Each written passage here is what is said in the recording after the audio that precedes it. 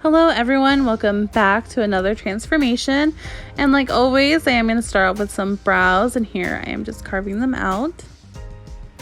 Now I'm going to be using an eyeshadow base all over her lid and then setting it. Next I'm going to be using the Maddie x Morphe palette, and I'm using this medium brown shade, just layering that on top of each other and making sure it's really blended out. Here I'm using the dark bronzy color on the outer edge of her lid and then making sure that's blended. Then I'm going to be using the gold shimmery color on the inner part of her lid. Here I'm using the dark brown as like a smoked out liner, and then I'm adding some black to that as well.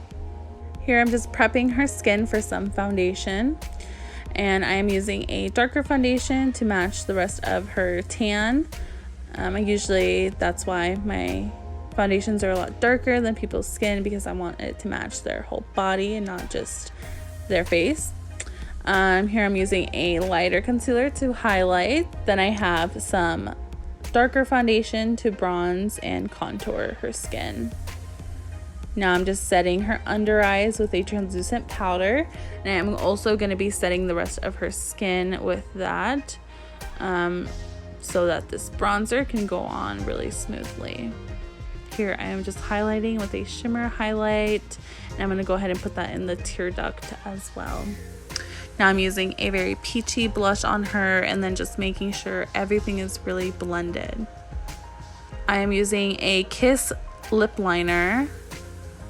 This one is in brown nude with a clear gloss. Let me pop on some lashes, and here I'm just brushing up her brows, adding some mascara. Here's the beautiful before of my client and the after.